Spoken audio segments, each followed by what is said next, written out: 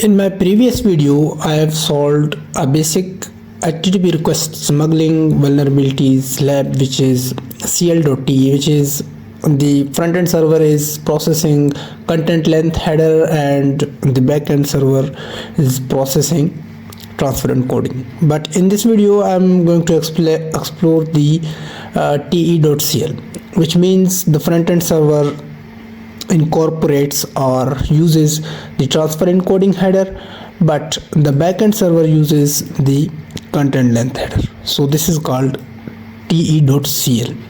As you can see that this malicious request containing both content length header and the transfer encoding chunked header. It means this content length header, the content length header is for the backend and the transfer encoding header is for the front end server. That's why it is called TE.CL. And then here it comes the post request body, where it ends here and it has given a wrong content length header 3. So it considered that the post request has been completed here, but it is continued, so it will append the rest part of the post body, and it is the server considered this smuggled 0 as the next request and append it to a victim's request which is getting polluted. So here it is a little note. It is saying that make sure to update the content length option is unchecked. There is a bug feature we will explore also, and here it is saying that make sure to add the trailing backslash newline characters at the end of 0. We will make sure to process this as well.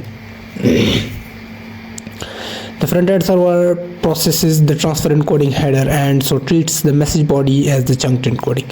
So we are going to solve this basic HTTP request smuggling vulnerability lab, and you can see that this is a basic HTML, the request smuggling TE.CL lab.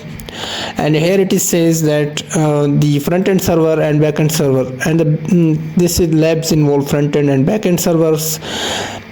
We have already talked about front-end server. What does mean the front-end server? I'm going to revise it. Front-end server means the load balancers like Cloudflare, AWS and other services which handles the request first and then passes it to the second backend request. Backend server can be a Python server or PHP server, whatever it can be. And the backend server does not support chunked encoding. So here comes the discrepancy. Backend is not supporting the chunked encoding. So the front-end server rejects the requests that aren't using the get or post method. So this is this is basically the our main barrier. The front-end server rejects any request which contains the get, which is not get or post. Right, to solve the lab, smuggle a request to the backend server so that the next request get processed by the backend server and appears G post. So here is a little note. Here it is saying that although the lab supports HTTP2, the entire solution requires the technique only HTTP/1. It also supports HTTP2. You can also switch the version of HTTP into 1. You can manually switch the request repeater, and we will explore this. Here you can see all of these. Let's say I'm going to send a random request to my repeater tab, and here it is saying that this little option which is called update content length, it should be unchecked, because if we are not unchecked, every time we will make the request and this will automatically update the content length header. So make sure to uncheck and then send your request, right?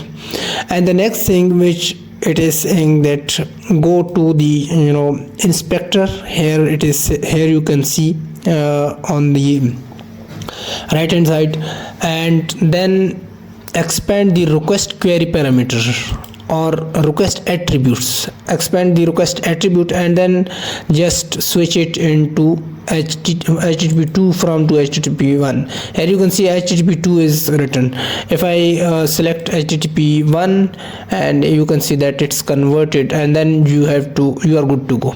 And the last thing where you need to use the new line characters. So in order to use the new line character, make sure to check this button because it's necessary, and then after the 0 we should give the trailing new line characters. Here you can see, and upon selecting this you can see that I have also able to see the size of my request body, and this is not the actual request, but we are going to explore in our lab. So in previously we have solved this lab, but now we are going to solve this TE.CL, which is a little bit advanced lab.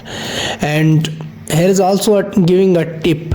Manually fixing the content length header request smuggling attack can be tricky. Our HTTP request bubs extension was designed to help. You can install it by Web Store. So let's go and install this tool.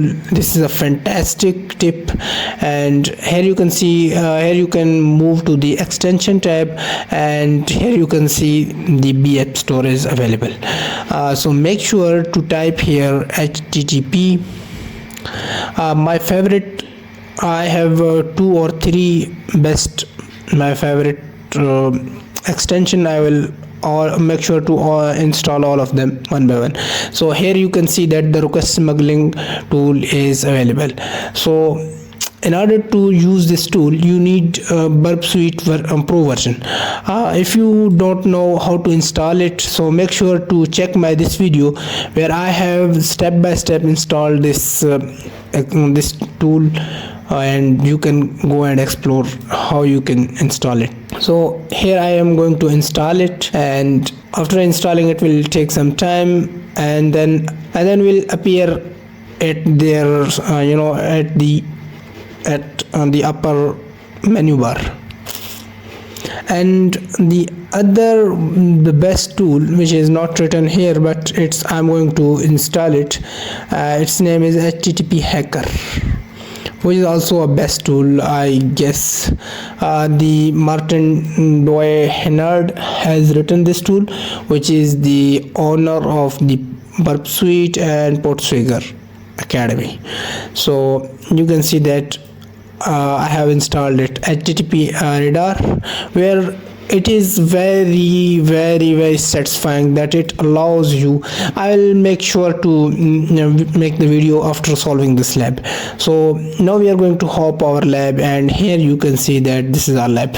Make sure to hit open the Burp so that you are listening everything, and reload the page, and then come here, and then you will be able to see that there is the home page. If I make a request, simply you can see that this is a basic normal request, right? In order to exploit CL.TE vulnerability, we just get rid of other types of things like cookies and everything, all right? And this lab says that these allows post request and get request. Other requests are not allowed, right? So if I send put request, it will be not allowed. Right here you can see that only methods get or post allowed, otherwise it's not allowed. If you I'm going to also teach you how you can use this Burp Suite tool in a very good way. If you want to change this color of the Burp Suite, make sure to hop over here, settings, and then display, and then dark, because I want the dark theme. So you can convert it into your dark theme, which is very super satisfying. And here you can see that this is saying that method is not allowed. So we are going to see the explanation of our lab, where it is saying that using this these content length header and transfer encoding header chunked, we may trick the backend server to consider, make sure there shouldn't be any space between these things, and make sure to open this \n as well, and then hit enter and enter. Make sure you can enable these things because these are necessary. So here you can see I am going to selecting the body part, which is I'm going to selecting these parts in order to try to understand how many bytes have it. It is the request body having 16 bytes. So we are again going to copy this and paste this as making it post request. And before sending our request, here you can see it is HTTP2, and the tool says that it is also fine if you use HTTP2, but we are going to prefer this HTTP 1.1. and then again we are going to off this update content length header as well, and then send our request to see if it what it brings back. And here you can see there is nothing happen, and this is a simple request. Nothing has been smuggled. And here you can see if I second time I have made that request. So this is the problem in HTTP request smuggling. When you are making the request, you need to be very consistent in order to exploit this, otherwise it is not going to work. And here you can see that smuggled gpost has came.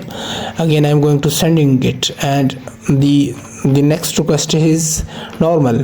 Again I'm going to send. What it is happening, it is basically poisoning the connection. Yeah, it is poisoning the connection somehow.